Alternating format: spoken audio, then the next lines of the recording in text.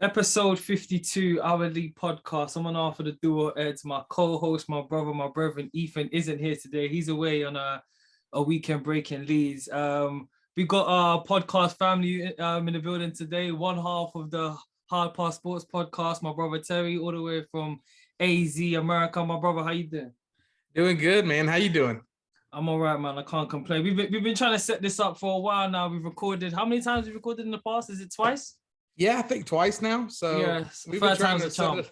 Yeah, we've been trying to set it up here recently, and it's just hard to link up sometimes with the big time difference and stuff. So Exactly, because your country's so massive. Like your time difference is a different time difference to to Remy's, Remy, and then yeah. our ones and stuff. Yeah. So and obviously us guys, we've been in a transition period ourselves. Ethan's recently moved out of London to Birmingham. Oh, okay. Yeah, There you yeah. go. And then I'm in the process of going back to university to study my master's degree. Wow. Let's Changing go, jobs. bro. Yeah, so changing jobs and stuff. So it's been a hectic one. So we like even that we haven't even been consistent with the pods recently. But to be fair, we was consistent for the better part of a year. So Yeah, y'all been killing it, dude. I've been loving y'all's content and stuff. man. We've been trying, and I've been tuning into you guys. Remember, I tuned into the draft one. I was Yeah. very unhappy my Ravens did a draft for wide out, but we'll touch on NFL in a bit. But first and foremost, how you doing, man? How's everyone? Everyone good? Yeah, man, everybody's doing good. Me and Remy kind of started back because we kind of took a little hiatus when we moving out here, and Yeah. we took a little break and everything, but we kind of transitioned into YouTube, and we've been trying to get that going and stuff and doing more videos and content, Yeah. like TikToks and stuff like that. So Yeah. we've been doing pretty good, man. We're trying to get it ramped back up. Yeah, you guys, man, because I'm a big fan of you guys' stuff. Because it's genuine and it's authentic and it's like you say, guys being dudes. So I appreciate that.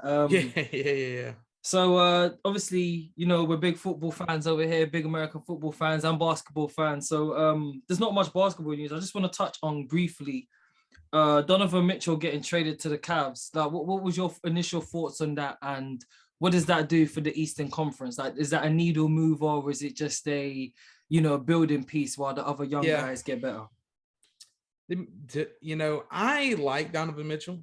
I think he's a good basketball player. I don't think what they gave up didn't make a lot of sense for the Really? trade. You think so? Yeah. Yeah, I didn't really like the trade. I didn't like the move for the Cavs. I think they already had the point guard on the team is kind of a version of Donovan Mitchell already, and he's a younger guy. And I thought they were kind of set up with their roster to, when they got rid of Lauri Markkanen, which is the big power forward guy who can also stretch I just didn't like the trade overall. I mean, you're getting a star quality name, but I don't know if I like the fit that much. So yeah.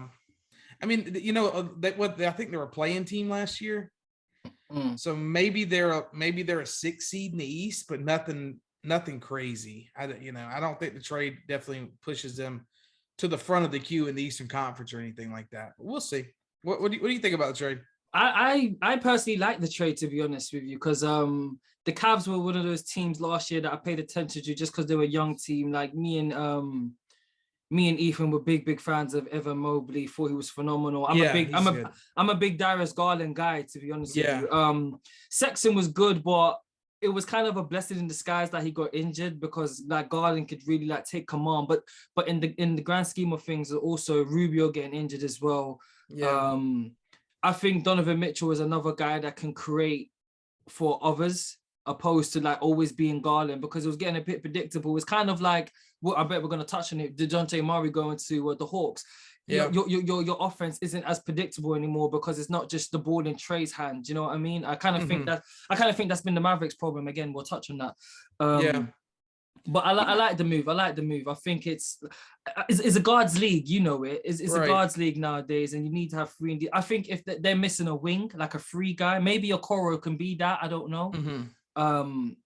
I think this team will go as far as Evan Mobley does with his career. I think he's the main guy. He's the one that's going to be the needle mover for them if they can actually be a team in the East. Because if you look at the East, you got to go through some big boys. You got to go through KD. You got to go through Giannis. You got to go through Embiid. If I'm missing anyone up, forgive me. But like, is it in the East? If you ain't got a solid big man, you ain't doing nothing. The East used to be weak, and now it's pretty strong. So yes, very much so. Just going back to the trade is like, for Colin Sexton, he never really gelled that well with Garland anyway. Yeah. So but then you get another guy who was a. See, my problem with the trade is they're trading for a combo guard. Mitchell's not really a point guard. Yeah. He doesn't really create that much for others. He's a ball dominant guard who plays a lot of pick and rolls, and he will go get you 24 points. That's what he does, but he doesn't really facilitate that much. And I mean, I guess in the playoffs, you just need a guy who can go get his. So I guess in that sense, he's clearly better than Sexton. But I don't know. I just don't. I don't really like the fit there, to be honest with you. But do you think that he possibly would be a more willing passer now, just because like he's quote unquote playing with better players? He never played with a guy with Garland. Allen. Obviously he was playing with Gobert, but he's playing with Allen. He's playing with Mobley now. Like I feel like this team is a better team than the Utah was moving forward anyway. Like what's your thoughts on that? I think he had Conley as a backup point guard, and Conley was a good player for them for a while. I don't know. I'm not the biggest fan of his ceiling. I think we've already seen the best of him in the playoffs. It's kind of what my thing is. And for the Jazz, what they did with that trade and with Rudy Gobert's trade, I really like what they've done, because you got to think for the Jazz, they kind of rolled the dice, and it just didn't really work out with that team and that roster, with everybody they played with, and everything. They had the upset. They were kind of a regular season basketball team where they would be really good in the regular season, but the roster didn't really match up, because it's two different seasons. You had the regular season, and then the playoffs are a whole different animal. So half court. Yeah, it's a lot of half court ball, a lot of slower pace basketball. You got to really count your possessions, and stuff like that. So I don't know. We'll see how it shakes out. And sticking on the East, the whole KD Brooklyn saga. I never really got your thoughts on that. Like, what was your whole thoughts on that? And obviously, moving forward, is going to be him, Kyrie, and Ben Simmons. How far can they go? Me personally, I don't think they can go that far, if I'm being brutally honest with you. I'm a LeBron fan, if y'all have ever heard me talk basketball, but I respect KD. I don't like him as I don't like his moves in the NBA and how he's kind of set everything up, but I respect his game. And KD with a bunch of bums could go far. Like KD's that good. He's that dude that could do something. But the problem is he has a bunch of like parasites on that team that just make them worse. But I mean, it's crazy because you think like Kyrie Irving, dude. When Kyrie Irving really wants to, he's unstoppable. You can't stop him. But basketball comes like third in his life. You know what I mean? Like, doesn't really care about it. Ben Simmons is scared to play basketball. He hasn't played ever since what Trae Young did to my man. Yeah. He's really ruined him. And for his talent, he's got a lot of talent, but you got to put it together. I don't know. I think talent-wise, that team is clearly the best in the East, talent-wise. But how it all fits together and how they gel and stuff, they're like... You think they're better than the Bucks, yeah? Yeah, I think talent-wise, they're better than the Bucks. Okay. But will they beat the Bucks in a series? Probably not. You got to think back, even when the 1 year with the Nets, when the Bucks went on to win it all, KD was this far away from literally, beating them. You know what I'm saying? Like a big toe away. So like, he's that good. He can beat anybody just by himself. But it's so weird because you have the whole thing where Kyrie said he was going to go sign for a minimum to play with a winning team. And then right before the deadline, he signed his deal to lock him into that crazy contract. Yeah. And then you had KD saying he wants to trade because he doesn't want to play with Kyrie anymore, which who would want to play with Kyrie Irving anymore? And then you go get Ben Simmons, and he doesn't play. He has a bad back for like the whole year, and he doesn't even play. And they were the organization was upset at him because they were expecting him to come back in the playoffs. And I don't know, dude, they're just a nightmare to try to deal with. Yeah. Talent wise, they're so good, but I don't try, you just can't trust them. You have to see it before you can believe it. That's the team. I completely hear what you're saying. And then let's briefly touch on your Hawks. Obviously, DeJounte Murray going over. Now this is a trade. You gave up a lot to get him, though. You did give up a lot. But what's your thoughts on that? And your feelings on your team moving forward next season. So, when I was looking at it, I'm like, man, the guaranteed picks and the pick swaps and everything, like that's a lot to give up for a player. But then you look at like a week later, the haul that Gobert got and then the Mitchell got, like, I think that it made sense. It's like opposite for the Mitchell thing, where I think he can play basketball with other good players. He's already he's a facilitator. He's more of a 2-guard that can play point guard because he's really lengthy. Trae Young cannot play defense. He's one of the worst defenders in the league. Yeah. DeJounte Murray is one of the best defensive guards in the league. Yeah. So, and I'm taking my hat's cap off a little bit because I'm in my Hawks cap, and everybody knows I like the Hawks, but I really like the trade. I wish we would have got rid of John Collins. I just don't think he fits there. Yeah, I just don't think he fits what we're trying to do. I would really like to go small ball and just play 4 out and then run the center pick and roll.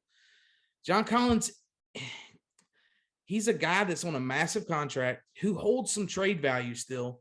And I think, like, I don't know, we end up moving on from Red Velvet and just to clear up cap room, to clear up a spot for DeJounte.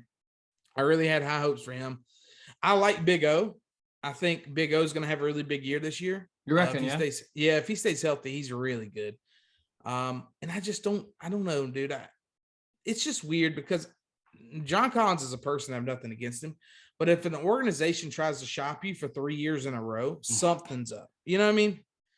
Like, something's up if they're trying to trade you for 3 straight years. And it's got to be mentally, like, taxing for the dude who, it's how you going to lock into a long-term contract, live in the city, give it all for the city, but then they just constantly want to trade you. So it's kind of definitely give and take for both parties in that. But I like the Hawks roster. I think they definitely took a big step back this past year from where they were because them boys started reading into the clips a little bit. They thought that they could just show up and win basketball games, but you got to play defense, and they were terrible at defense last year. Yeah. So I think the move helps. So what do you think about the move? Defensively, I think he does a lot for you guys. Offensively, he's not really a shooter. He's a more drive to the rim guy, isn't he? Right. But with Trae going off, you guys need Hunter to have a big year, man. He needs to stay healthy and he needs to really kick on because I like him. And then because you're lengthy, man. Other than Trae, you're lengthy. DeJounte, what's he like 6'5", 6'6", something like that? Mm-hmm. Hunter's like 6'8", 6'9". Collins, what, 6'9". Capella's like what, 6'10", 6'11", whatever. Mm-hmm. Like you've got length on the squad. It's kind of when I think of it, it's kind of like how my Sixers built a team around AI. It was like you've got one guy offensively so good, but defensively he's not the best. But if you just build the right pieces around him, you can go. You can go. Do you know what I mean? And it'll move Trae off ball more, where he can kind of he don't have to, because you could just tell him carrying the offensive load as much as he did last year. It did definitely took a toll on him, and he's going to be able to move off ball more because DeJounte could play point too. Yeah, and then he can run him off, kind of like how Curry did. Now you watch Curry now; he runs more 2-guard than he does point. Yeah, they'll let the point forward or whoever's want to bring the ball up, and he'll run off down picks, and then he'll shoot the ball. So, I don't know. I think it'll free up Trae. It's interesting to see because we had the big year, which kind of shocked everybody, and they went all the way to the Eastern Conference Finals. And now you had the big year step back. So it's going to be interesting to see how them boys respond this year. But I'm ready to watch them, that's for sure. Out of the two conferences, which one's the more interesting, do you believe? I personally believe it's the Eastern Conference is more interesting than the West. What about you? Yeah, it's so funny because for the longest time, LeBron James just ruled the Eastern Conference. And then he leaves, and then more players decide to come to the Eastern Conference because, hey, it's a free reign now. He had a stranglehold on it forever, and now, now it's free. I definitely think the top teams in the East, any one of them could win. Like, any one of them could win the East. Boston took the big step forward, but they were terrible to start the year, and then they went on a spree. Yeah. Which they ended up kind of falling flat in the finals, but you still gotta like what they had going on. I don't know. Boston still tries to trade. They were shopping Jaylen Brown all the offseason. Yeah. It's weird. I don't know. It's kind of weird to me, but I like the East. I think the East is really good. I think the West is also going to be interesting to see how it all shakes out. But I mean, the Lakers are just hilarious. So. Yeah, they're something else, aren't they? Crazy, dude. It's even got to the point where Remy don't. Like everybody knows I like LeBron and stuff, but I can't. I've always grew up hating the Lakers, so I cannot root for the Lakers. Yeah. I wish LeBron the best, but. Dude, they don't know how to run a team at all. They get players that hate each other. Half the team doesn't play. The other half team's talking shit. They just got Pat Bev, and he's already talking shit. Like, yeah? Yeah. He had an interview the other day where they were like, they interviewed Pat Bev, and he was like, how's it going to feel to play with LeBron? He's like, well, I made the playoffs, so they're going to be playing with me. I'm like, bro, what are you doing, dude? You're such a clown. Like, oh man, so it's gonna be fun to see how that shakes out. Oh man, Russell Westbrook, does he stay on the roster or is he getting traded? Nobody's taking that contract, bro. You don't reckon? No, there's no way. I think what they might end up doing is just paying him and tell him to stay home if it don't like work out in the locker room. Like, I don't know if you remember back when the Bulls got Timothy Mozgov and they got Luol Deng. And it didn't work out. They just paid those dudes to stay home. Yeah. So I don't know. I don't think it'll get to that point. Clearly, Russell Westbrook, he's in his head a lot. Like, we all know what he's done in the past and how good of a basketball player he is. But dude, he last year was terrible. Yeah. I mean, hitting the side of the backboards and shit. Like, it was funny to watch. But he's still a better basketball player than Pat Bev. Yeah, of course. So I don't know. We'll see how that shakes out. Yeah, man. It's an interesting one to see. Let's touch on to some NFL because it's literally about to start in what 30 minutes? Dude. Yeah, it's like I was like, so I'm going and I got like a dinner this evening. My family's, but I'm like 10 a.m. kickoff for me.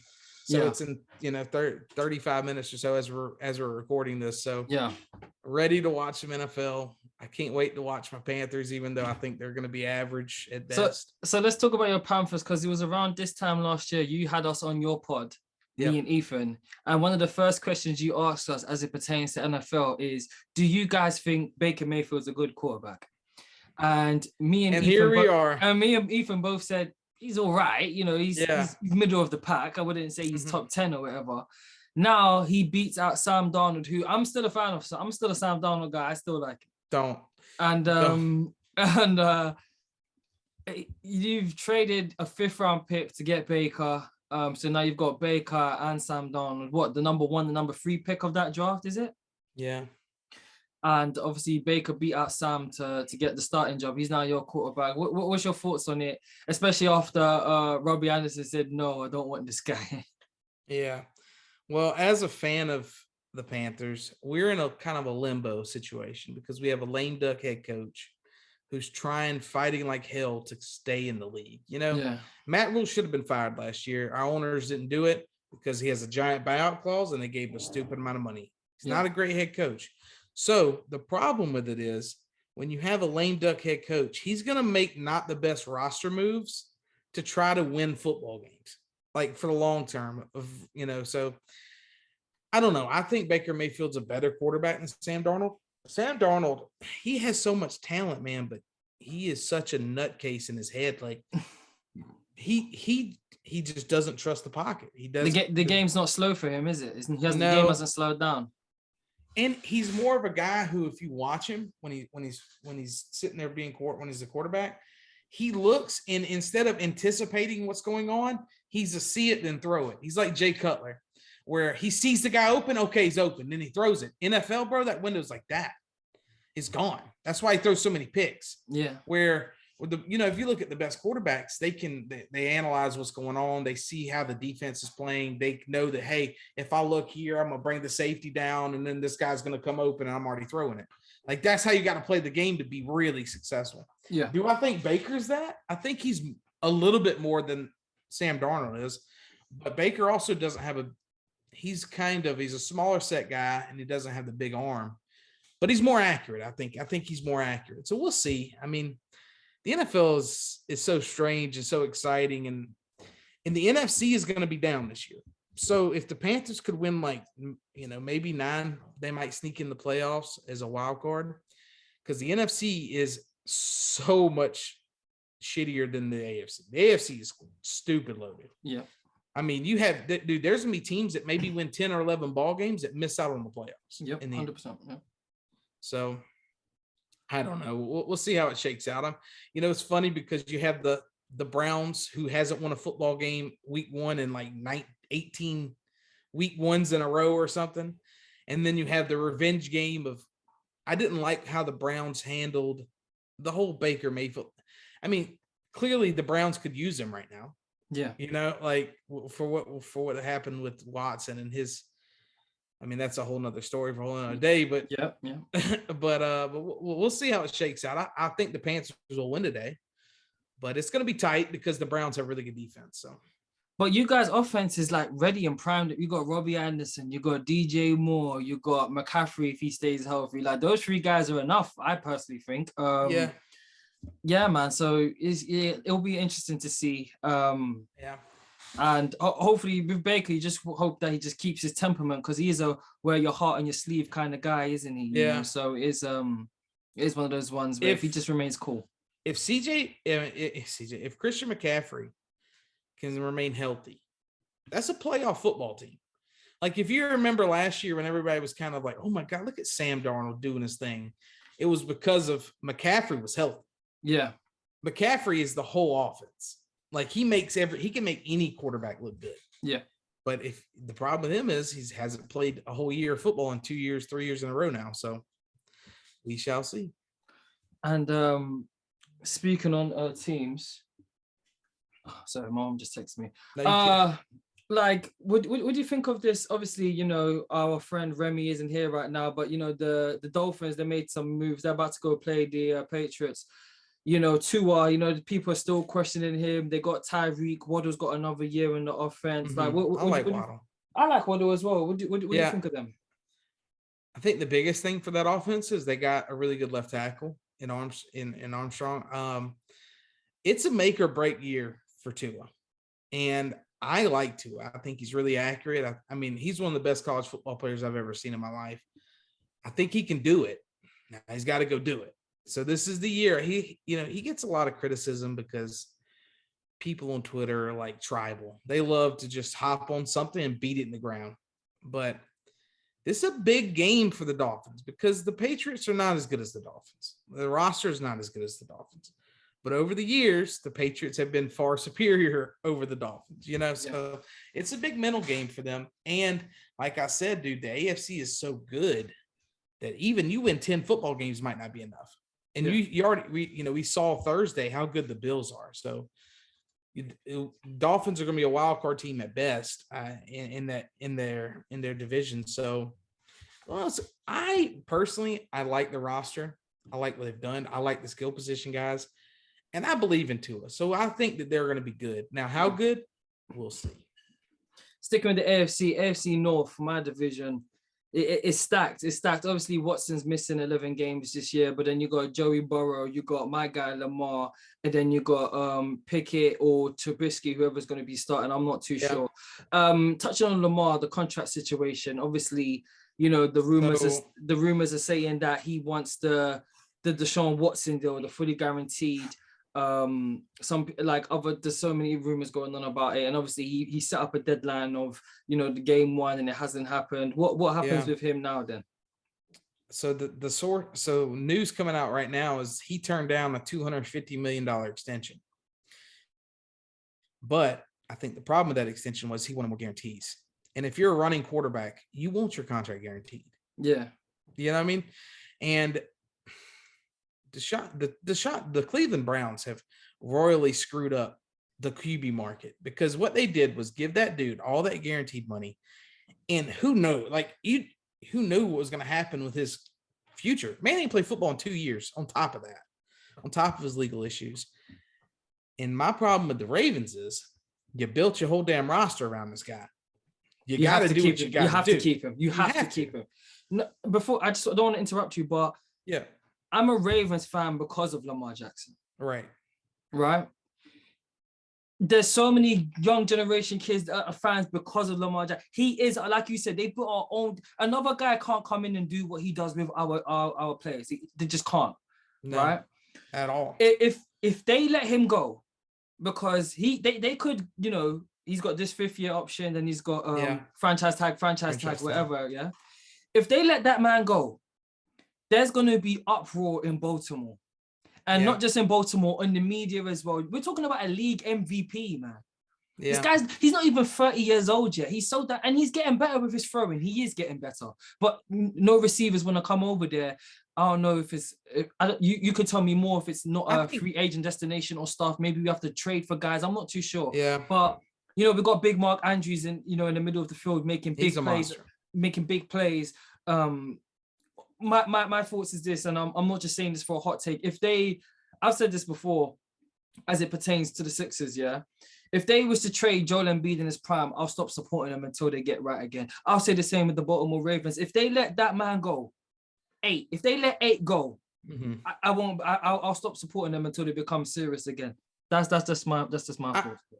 I think with Lamar, you're automatically in every football game because he's your quarterback, and they have not done a good job drafting offensive players for him at all. Nope. I like Bateman. I think Bateman's got a big career ahead of him, but that's it. It's Bateman and the tight end, and that's it.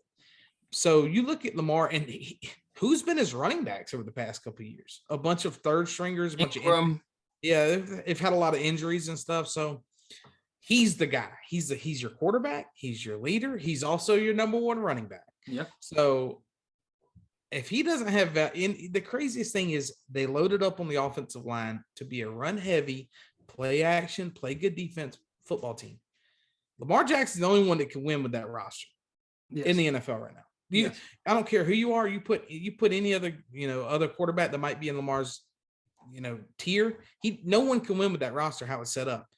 I like the Ravens and where they sit this year. I have them going to the playoffs, but you don't want the whole cloud of free agency and contract extension. I just don't like that. Like you get that shit wrapped up last year. Yeah, you know what I'm saying? And I don't know. I like their defense. I think their secondary is really good. It's one of the best secondaries in the league.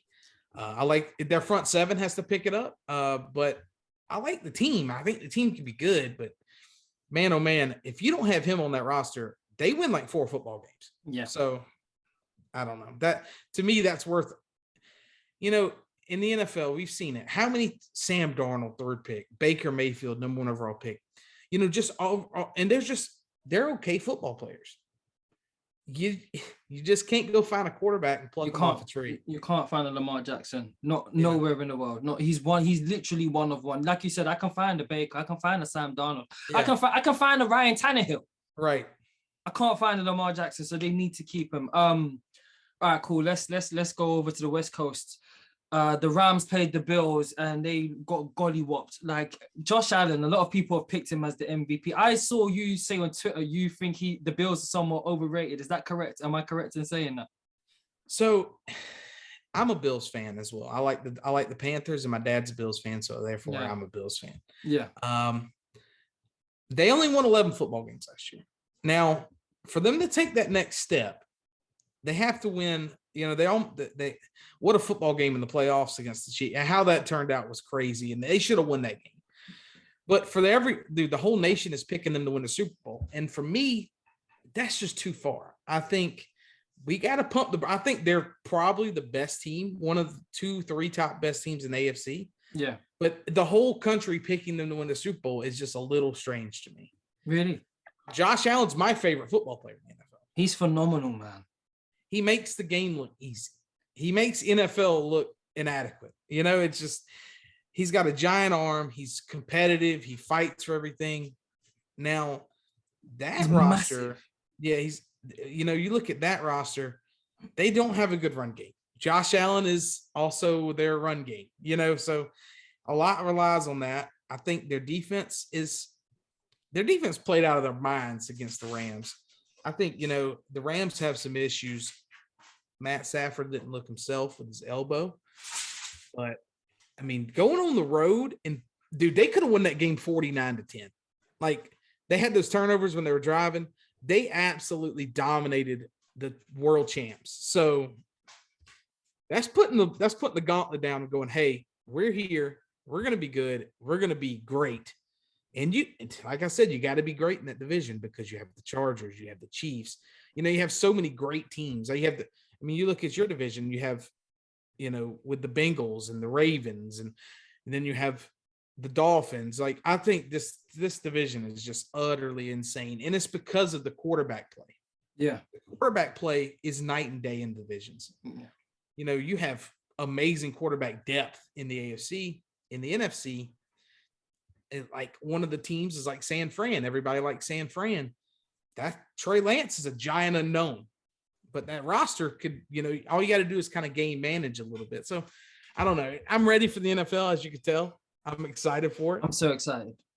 It's here, and then we had the stuff that happened, of course, with Queen Elizabeth and stuff for you guys. So I'm a big soccer fan, and having no Tottenham to wake up to at 6 a.m. has been interesting this past week and stuff. And this is the best time of year because you're going to have soccer, football for you guys. You have American football. You have, of course, I'm a giant baseball fan, and baseball's ramping up to the playoffs. And then you're about to have basketball. I mean, it just doesn't get any better. Yeah. I also been watching Formula One a lot. Oh, you've been watching the races, yeah? Yeah. So one of my buddies, he put me onto that show on Netflix, like Drive to Survive. Yeah. Drive to Survive about 6 months ago. And dude, I couldn't get enough of it. I watched that show like nonstop. My old lady, she would come in like, what are you watching? I'm like, I got to watch Drive to Survive. So I finished it, and then I started watching Formula One. And dude, Formula One is so damn good, bro. Yeah. I really enjoy it. Yeah. I got into it during the first lockdown. My younger brother, is a massive Formula One fan. That's his favorite sport. He'll watch the Friday practice, Saturday qualifying, and then Sunday the races throughout. And he knows everything about it. He's even subscribed to the Formula One network and stuff. Like it's his favorite sport. But it's great. There was a race just on in Italy. In Italy, I watched it this morning. So. Yeah, good race. Didn't like how it ended, but yeah, good race. Nah, but yeah, we it is what it is. Max Verstappen, we move. Touching on the Rams, right? Mm-hmm. You said Matthew Stafford didn't look the same. Their game kind of looks predictable, essentially. Like if it ain't Cooper Kupp, it ain't nobody, essentially. What's your thoughts? Are you concerned for them or what?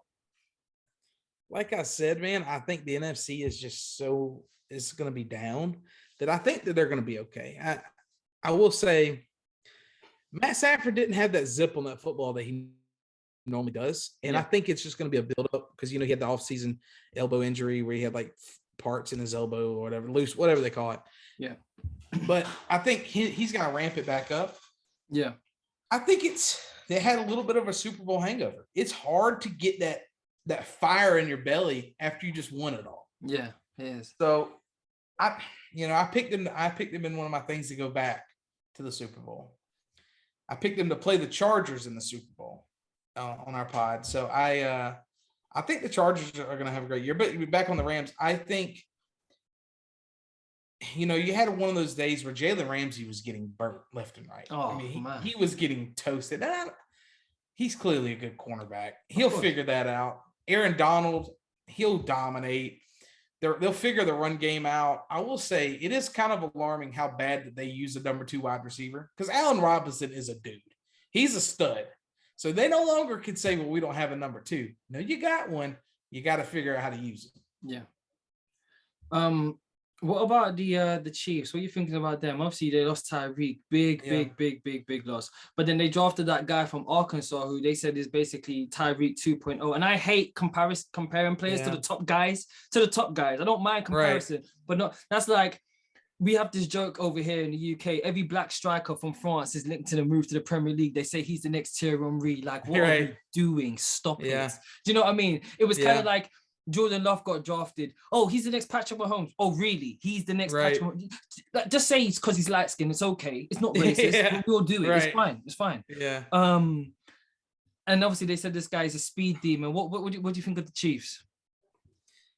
I think for them to be the clear-cut favorites, that's no longer a thing anymore. They had their window where they're the best team in the NFL. Yeah. Now, they're still a really good football team. Yeah. They're still going to probably make the playoffs, but I have them coming in third in that division, actually. I think their roster took a big step back. Honey Badger gone. Yeah, and going back to Tyreek Hill, dude, there's nobody like Tyreek Hill. No. Tyreek Hill is a one of one. So he's like Lamar at quarterback. There's nobody like him. You can't just go find another guy because Tyreek Hill took the league by storm when he came in. So I think, Juju is a slot guy. Well, let's see how that ends up shaking out. I think that they're still a good team. You started seeing some holes in the team, though, because how they allocate their money, they got to put it in a quarterback. They put it in a really good defensive tackle. They tried to put it in the wide receiver position. Now you see that the holes are kind of bigger. Yeah. You watched that game last year when they played the Bills, and the Bills were scoring literally at will. Like if they didn't have Patrick Mahomes and then also the Bills playing the weakest prevent defense in the world, they would have lost that game. And then they ended up losing to the Bengals. So I think that their window has shrunk and it's no longer theirs to, every year you would come in and be like, well, dude, the Chiefs are probably the team to beat. I don't think it's that way anymore. I think they're still a really good football team, but not great. A team I wanted to touch on because the media won't stop talking about them is the Philadelphia Eagles and Jalen Hurts. Like to me, it kind of seems like the media want him out of Philadelphia. Does that seem like the case to you guys over there or no? So with the Eagles, I know a lot of people from Philly. A lot of my buddies they live in Philly. I also have one of my buddies who is a coach on the Phillies on the Eagles team. Oh, wow. So I get a little insider information on it. In the beginning, when the new staff came in, they wasn't sold on Hurts. They was really because when a new regime comes in, they like to get their guy. Yeah. But what they've done is they built a really, really strong roster around Jalen Hurts. Yeah. They went and got AJ Brown's a freaking stud. I don't know what the Titans were ever thinking of letting that guy go. He's a big time get for them, and I like their offense. I really like their defense, their front seven. I think this team is really strong, and they're going to have a really strong year in the NFC and a year in the NFC. So, yeah. Fantasy wise, if anybody plays fantasy football, Jalen Hurts is a monster in fantasy football because he runs and throws. For league wise, I think he doesn't have to do too much. He just needs to run the offense. Don't try to be a superhero. And I think the Eagles are going to be fine. I like their roster as well. Obviously, they've got Devontae Smith, AJ Brown, like you said. Kelsey, still doing it, still going strong, right. Stud. Darius Slay, they got a good team. I just feel like the media make a lot of noise. A lot of the media are saying, because they've got how many first round draft picks they got this year? Like 3? Is it something stupid like that? Yeah, they got a lot. So a lot of the media are saying, if he doesn't do it this year, they're gonna draft one of the up and coming QBs, whether it's CJ Stroud, whether it's Bryce Young or someone. Do you think that'd be like the best thing for them, or should they stick with Jalen? Here's the thing. That team's going to make the playoffs. The Eagles are going to make the playoffs. How do you make the playoffs and then cut bait on a quarterback? I just don't think that happens. So, do I think there's better quarterbacks out there? Sure. He's kind of special too in a little different where he's not an elusive guy, but he's a durable guy. He's like a fullback playing quarterback where he's a power guy. He'll get you 4 yards when you need it kind of style. He's putting a lot of muscle, man. He's big now. He's a big boy. So, yeah. For me, I think this team will be fine. The media, dude, there's nothing. It's like clickbait, like for transfers in soccer. Yeah. QB battles in the NFL are like, hey, this guy is not going to be great. Maybe they move on. Like that's what moves the needle over here for a lot of the media shit. So, speaking of new regimes and quarterbacks, like Justin Fields is a guy who I think I mentioned to you guys last year. I'm a big fan of his. Ethan's a big fan of his as well. Obviously, we get, surprisingly, we actually get a lot of college football over here. We do. Like, so yesterday I was watching Penn State, and I was also watching Pitt as well, and BYU played. So I was watching a bit of the highlights here and there. We get the full games, and we get College Game Day, the whole program. Okay, cool. So we saw Pat McAfee's debut and stuff like that. But Justin Fields is a guy who I'm a big fan of, and that roster is not the best roster. Obviously, it's a new regime. What's your thoughts on him? And is it a case of the new regime possibly, obviously, like you said, they always want to bring in their new guy, but is it one of those ones where maybe they draft better, they get guys in free agency, or are they just waiting for an excuse to ship them out of town? I think with that roster and how it's set up, I mean, they're so bad. The Bears are going to be a rough football team to watch. Yeah. But I think you can't, a lot of times where if you hit the reset button on hitting the reset button, you're forever in that loop to where this team's going to try to build something. They're not going to be great this year. Justin Fields is going to take his licks. I think talent-wise, he has one of the most talented quarterbacks, possible. He's got to learn how to play the position because he's a little raw. His throwing kind of get a little sporadic, and he's got to learn how to read the game. Yeah. But you can't, when they struggle this year, it will not be because of Justin Fields.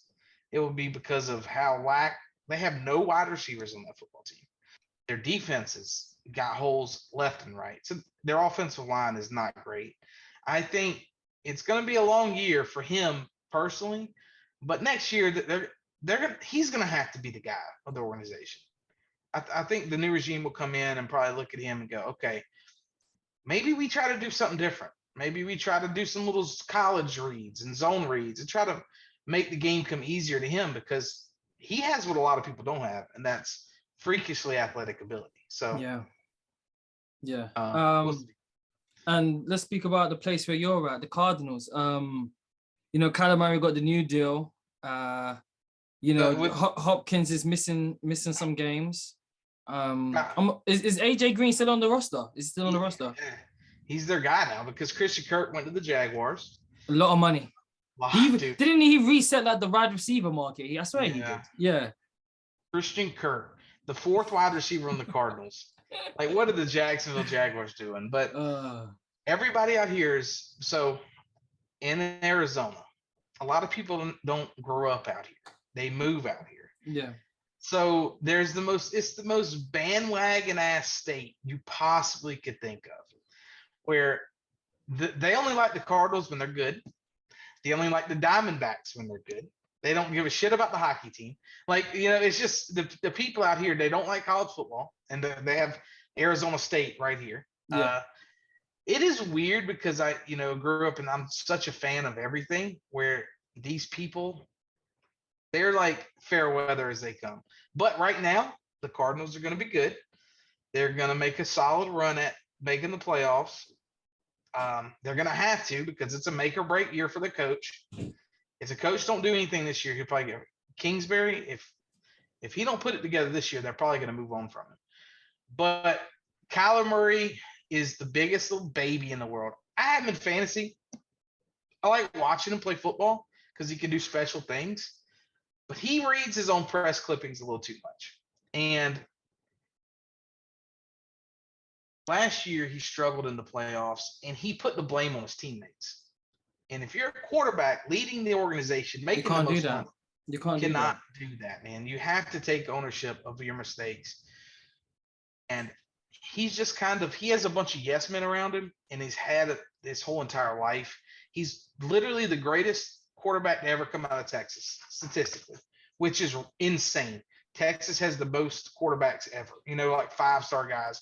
He put up the most yards. He went to Texas A&M. Things got a little tough for him at Texas A&M. So then he transfers. Then he wins the Heisman. It's just one of those things where sports have come so naturally easy to the guy to win it. He doesn't want to put in the extra mileage, which he's already said. He's like, I'm not a film guy. It's like, brother, you're playing quarterback in the NFL. You got to be a film guy. You got to be a film guy. So and then they put the clause in his contract, the Call of Duty clause, as everybody calls it. Was that real? Was that real? They put it in his contract for him to not play video games, and he has to study for so many hours a week. They made a big deal about it. The media made a big deal about it. They took it out of his contract. But it was in there. So that lets you know where he is as a guy. And there's hilarious stats, like when the new Call of Duty comes out, they have his stats and now his performance takes a dip and stuff. There's whole articles about him loving Call of Duty, dude. It's pretty funny. Because he's FaZe Clan, isn't he? He's FaZe Clan. Yeah. Okay. So it's funny, but I think they'll be good. I think the Cardinals have a good roster. I like their running back situation. When they get their wide receivers back, we'll see. I like the tight end. And I like their defense. So I think they're going to be a solid football team. What do you think of the Broncos? Russell Wilson signed a new 5-year extension. He's there for the long term. That's the team, dude. This is the team there we go. that is gonna show up and show out.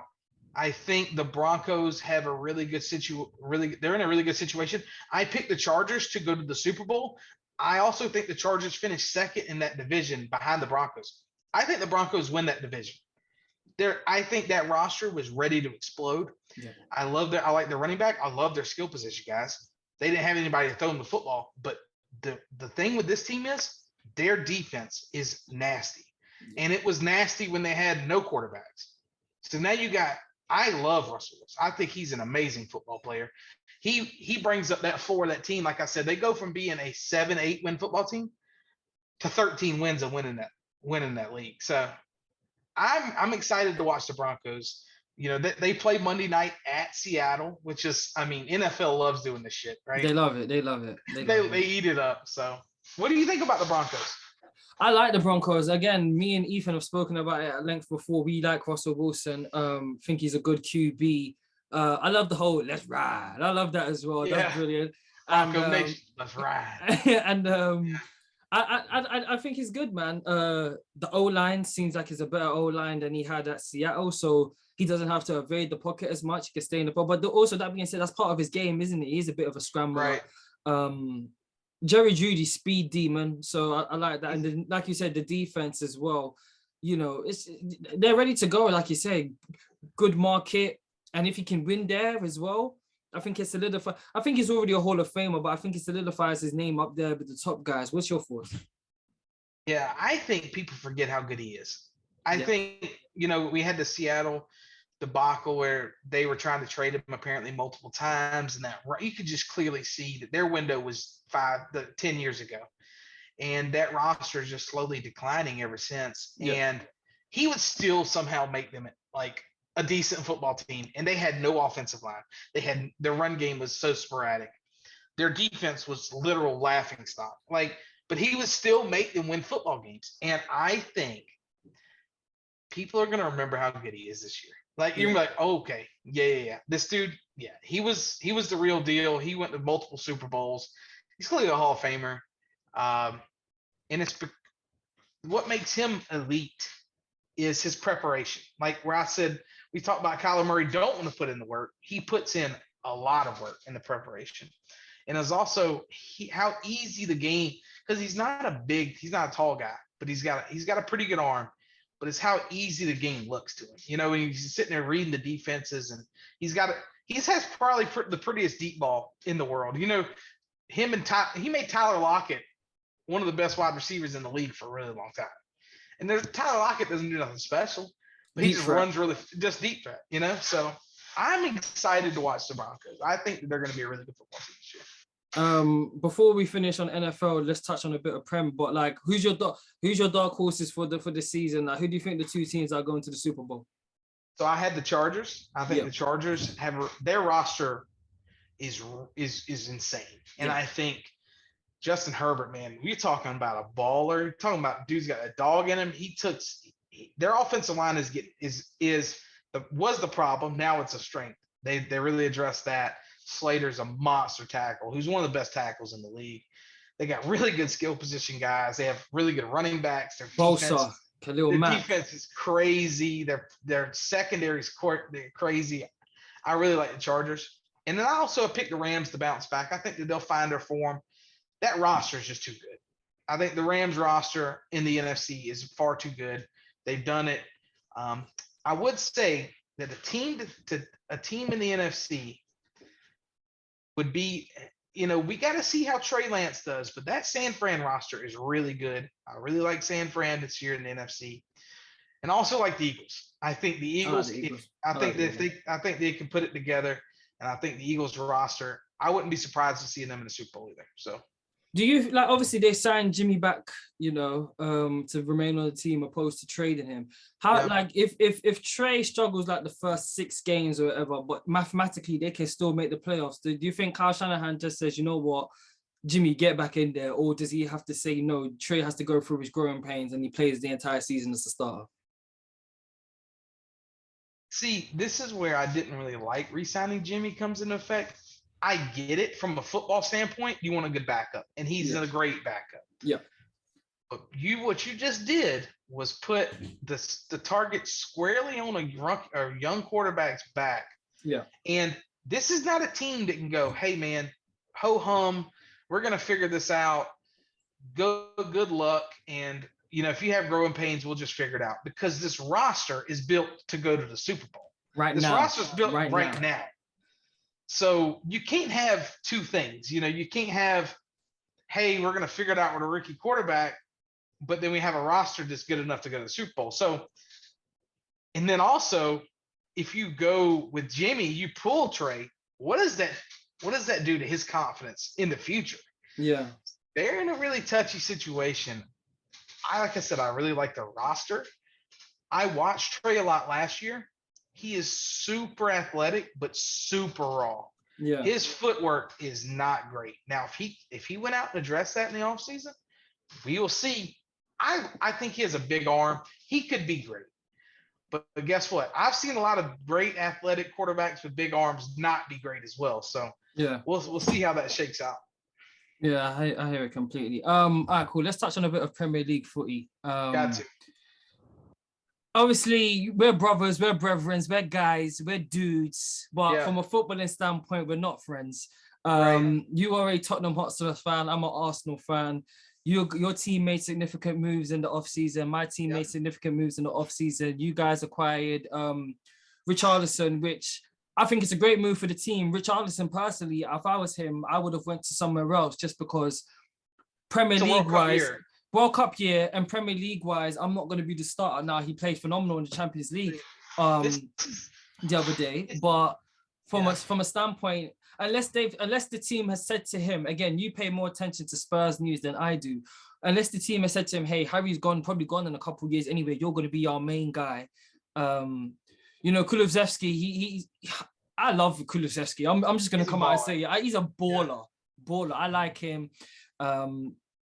Tottenham done some good moves. So what's your thoughts on the team, man?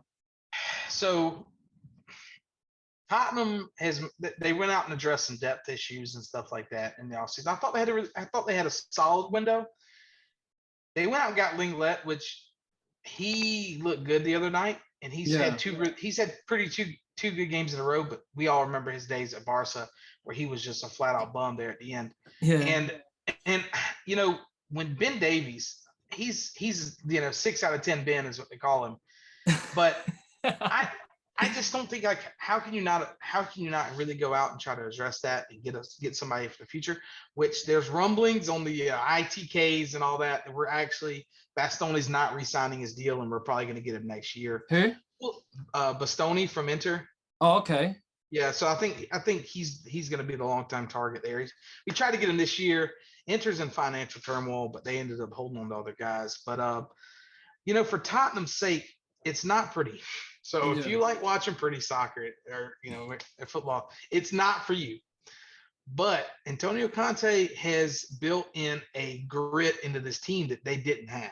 Yeah. All those years when we had Pochettino, we were playing great stuff, but we'd still not learn how to ink out a result or grind it out when shit got hard. I think we're going to finish top 4 this year because how good Conte is. It's not going to be pretty. Yeah. Son has been absolutely horrific. His first touch this year has been dreadful. I mean, he's always had kind of a loose first touch anyway. Yeah. And he's kind of a pace. I mean, I love Son. He's a 2-footed pace merchant that gets him behind.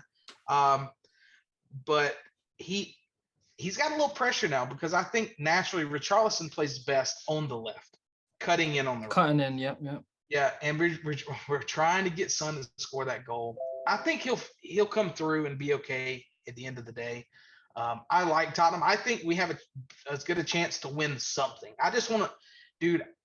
So being from over here, and every Twitter post, every thing you see is, wore a trophy or whatever. Like we'll post something like, oh, cool stuff, get so many steps, so many blah, blah, blah, some trophy, whatever. And I just think if we can get that off our backs, then we'll be okay. But I will say, for me personally, I'm jealous of how y'all play. I'm jealous of how Arsenal play. Y'all play some beautiful stuff. Yeah. And it's weird because I could sit here and one of my buddies that comes over and watches the games with me, he's an Arsenal fan. I hate you guys, but I can be like, dude, y'all play pretty stuff. Like y'all are interesting. I really like y'all's acquisitions and stuff. And that's okay. Like it's so weird for like Tottenham fans to be so jealous of Arsenal, and Arsenal has to be so jealous of Tottenham. And I know that the hate's strong over there, but Tottenham have, I think, the better coach, and I think we have better, a better attack. But dude, y'all's, I really like y'all. I mean, Saliba, dude. What are we saying about Saliba? That man is class. Saliba's my favorite player, man. I'm literally about to buy an Arsenal top next week. I'm gonna buy all three. I'm gonna buy the red, the black, and the pink. I haven't bought an Arsenal top in years because the team stunk. Hey, they're buzzing now though. The pink top. I don't know. The red top, I'll probably get Saliba on the back. He's my favorite player. And the thing is, I know a good player when I see a good player. No, I'm not a coach before people say, oh, what are you talking about? But like you could just see a guy, man. And I just knew from like maybe not the first year, but the second year, I was like, this guy's ready. He's ready. But Arteta, he's a very stubborn manager, as you've seen through watching the documentary for our listeners and stuff. But yeah, like him coming in, building that partnership with Gabriel, Ben White moving out to the right, and then we've got Zinchenko playing out on the left because Tierney can't really stay fit. Like our defense is going to win us a lot of games this year. Yeah, we're scoring goals, cool. But it's the defense I'm most happy about. Thomas Partey is, again, another injury-prone guy, but it's okay. We've got guys that can fill in. Albi Sambi Lokonga can play the pocket. Granit Xhaka, a guy who I've despised for a long time, has been good this year, man. He's been. Everyone has said that. He's played good, really good this year. Gabriel Jesus. That man is nasty. Finally being played as the number one guy, and we're reaping the rewards of it and enjoying the fruits of his labor. Saka, I feel like it's going to be of a bit of a drop year for him. I feel like he looks tired out there because he's played. The guy's not even 22 yet. He's played a lot of football, man. A lot of football. You see the energy that Martinelli plays with, that Gabriel plays with, and then you look at Saka and you're like, you're right. He does look tired, and he's still amazing. He's still a great player. He's still a great player. He's still great, and I just think he could use some rotation. Now it is going to be interesting to see how y'all play when the fixtures pick up, and y'all you had the Europa Clash. It's like 3 games in a week now. Yeah, so and same with Tottenham. Tottenham they went on that run last year at the end of the year because they only had 1 game a week. And and then of course it took the Arsenal collapse for them to make the top 4. But I think end of the day, whether it be 3, 4, 2, whatever, I think we'll both be in the top 4. You look at, I know it's Chelsea. early. Chelsea's going to be the team that drop out. I've said that. Chelsea just have so many weird moving parts, and they've already moved on from Thomas Tuchel. And I don't understand. You go out and get nothing but Thomas Tuchel guys in the transfer window, and then you get rid of him 2 games after the window closes. I think that they'll slide out, dude. If their center backs or wing backs don't score, they just don't score. It's so weird. It's where attacking talent goes to die. They let go of both their strikers this year. The only thing that will keep them up, will be the manager, Graham Potter. Dude, I tweeted it like 4 days before you got appointed. I said if Graham Potter was tanned, had a better sounding name, and wore tailored suits, he would be getting picked to go to every top team in Europe. The guy he's a great manager. And then the thing happened. Lo and behold, he became manager. Ethan retweeted it. He said, "I've been waiting 4 days," because apparently Ethan knew before, like the rumblings and stuff. Because again, you pay attention to your team, don't you? Right. You can kind of get your ITKs and stuff like that. Yeah. So he was hearing the rumblings that apparently Graham Potter's going to be the manager, and he said, "I've been waiting like 4 days to tweet it," because like Graham Potter, you won't meet a single football fan in this country that doesn't like Graham Potter. He is a phenomenal manager. I mean, look what he's done with that team, and they sold their best players. They always sell their best players. We touched on this in our last episode. Like if you're a manager of a team of a selling club, how do you compete? Like, how can you remain competitive? Because you're every year, it's like someone's gonna come and pinch your best players. But now he's gone over to Chelsea, and my only thing with the appointment is I wish he had waited for another team. Just because Chelsea don't really give their managers more than 2 years to actually go out there and do the things that build something. Yeah, because like look at Thomas Tuchel, right? First season he came in half a season, he won the Champions League. Last year got them to the FA Cup. Now, granted, they haven't started the best. They just got signings in, like you said, they just brought in Thomas Tuchel guys, and they've gone and sacked him. Now, right. Graham Potter, there's a lot of great pressure on Graham Potter, not just from him making the leap from Brighton to Chelsea, which is a big leap, but also for English managers. And I'm not really a patriotic guy. I'm not trying to sound patriotic or something, but it's nice when you have English managers coaching English teams. Do you know what I mean? Eddie Howe's doing a good job in Newcastle. So Graham Potter, if he can do it, then he gives hopes for like English talents coming amongst. You know what I mean? Yeah, I think it's a great hire. I mean, to be honest with you, I was all in on Tottenham hiring him before we hired, the Don Conte that we have, the Italian Don. But I think, it's crazy.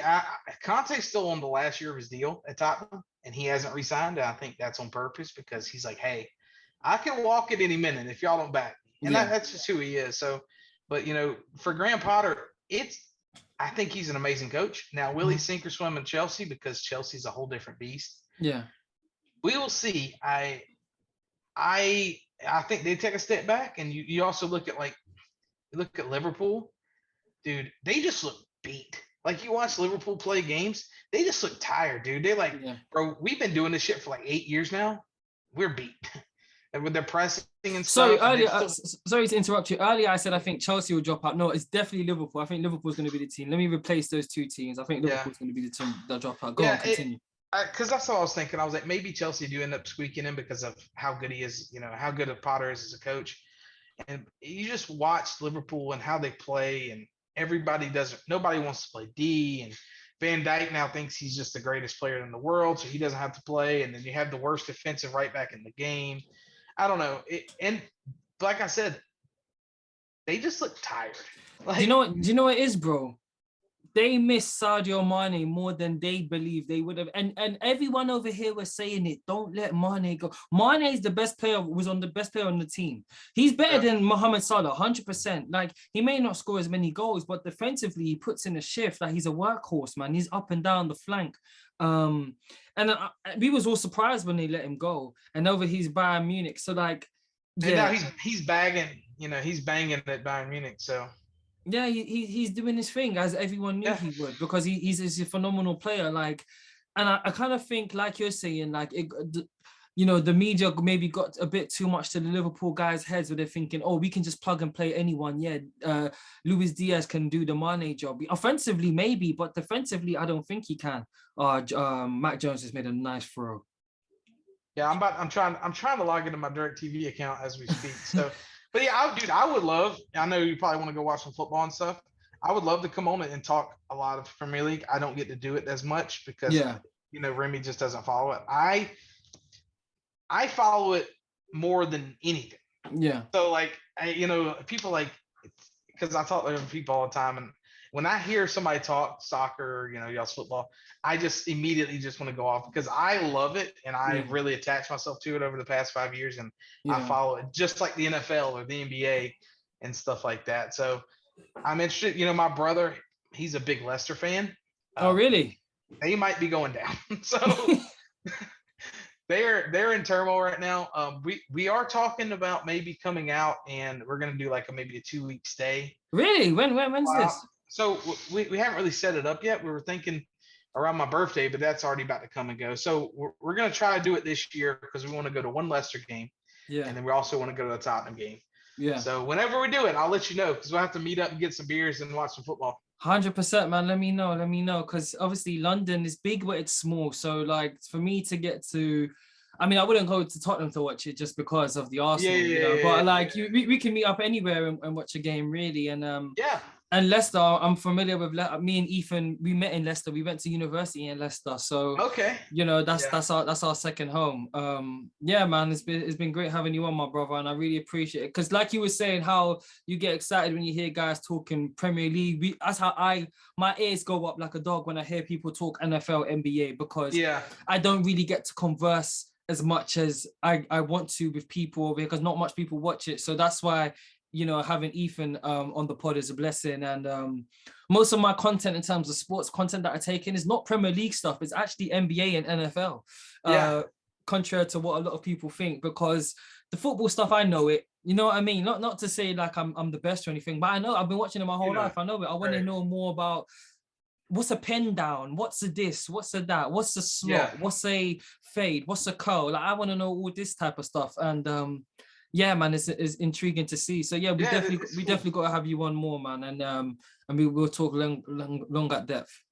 Yeah, I appreciate you having me on, dude. Getting this in right before the NFL's about to start and has already started. So yeah, long live sports, that's for sure. I appreciate you, my brother. I'll speak to you soon, man. I love. Yes, peace. Sir. Be good, man.